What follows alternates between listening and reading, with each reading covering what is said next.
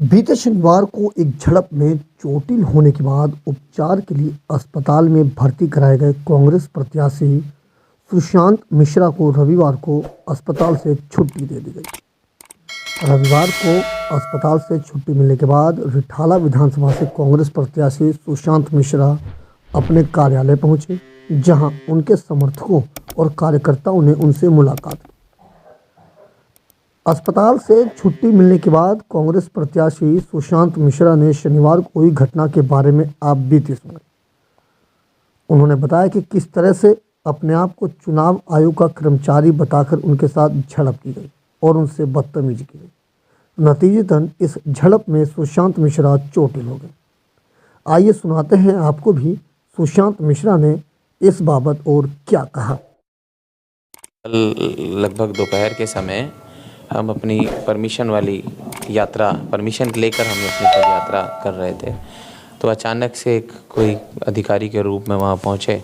उनके साथ 4-5 पुलिस वाले भी थे और सिविल ड्रेस में भी लोग थे। उन्होंने आके हमारे जो आगे कार्यकर्ता चल रहे थे, वरिष्ठ नेता चल रहे थे, उनको आके पहले थोड़ा थ्रेट करना शुरू किया कि आप ये यात्रा नहीं कर सकते। तो उसमें मैं वहाँ पे पहुँचा तो मैंने पूछा कि क्या हुआ। बोला नहीं, तू ये पदयात्रा नहीं निकाल सकता। मैंने कहा क्यों नहीं निकाल सकता? तो उसने बोला कि नहीं, तू जिनसे लड़ रहा है ना, तुझे पता नहीं है, भुगतेगा तू। तो इस तरीके की बात। मैंने कहा कि भाई आप कौन हो, अपनी आइडेंटिटी बताओ। इस बात का भी लाइव वीडियो चल रहा था। हमने उनसे पूछा आप अपनी परिचय बताओ, तो उनके साथ कुछ सिविल ड्रेस में लोग थे, कुछ पुलिस वाले भी लोग थे। उन्होंने मुझे पीछे से कंटिन्यू पिंच करना चालू किया मेरे पीछे से। तो मैं सडन पीछे मुड़ा और मैंने शाउट किया थोड़ा कि भाई मैं कैंडिडेट हूँ, कांग्रेस पार्टी का कैंडिडेट हूँ, आप मेरे साथ ऐसे नहीं कर सकते। तो उसी में वो धक्का मुक्की चालू हुई। तो उसके बाद उसने बताया कि मैं फ्लाइंग स्क्वाड का इलेक्शन कमीशन का अधिकारी हूँ।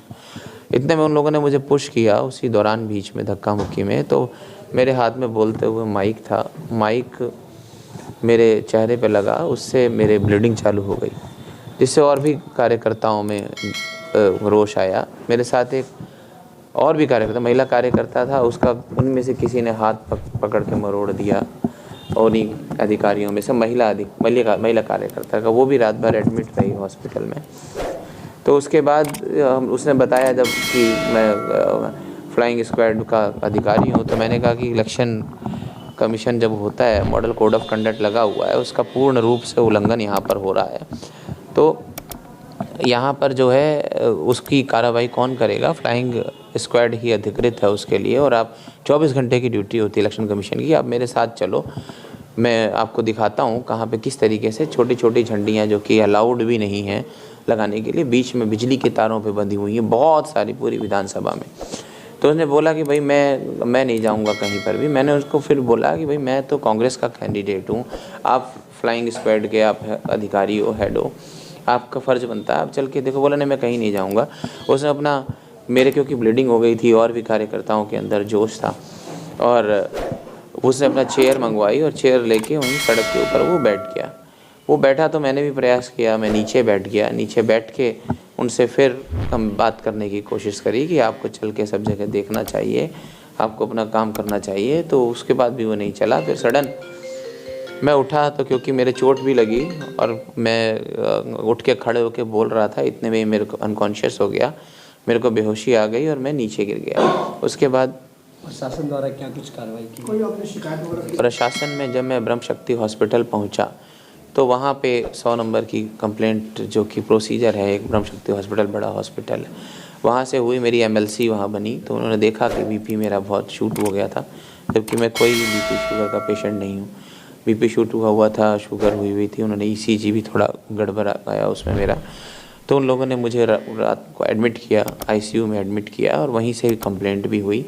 उसके बाद थाने से SHO वगैरह आए, बट मैं फिट नहीं था स्टेटमेंट देने के लिए। सुबह हम लोगों ने वो कंप्लेंट दाखिल करी, अभी तक और कोई कार्रवाई नहीं करी है। तो अब कदम, हमारी मांग है कि इलेक्शन कमीशन के इस व्यक्ति के खिलाफ कार्रवाई होनी चाहिए, पुलिस एक्शन भी उसके खिलाफ होना चाहिए।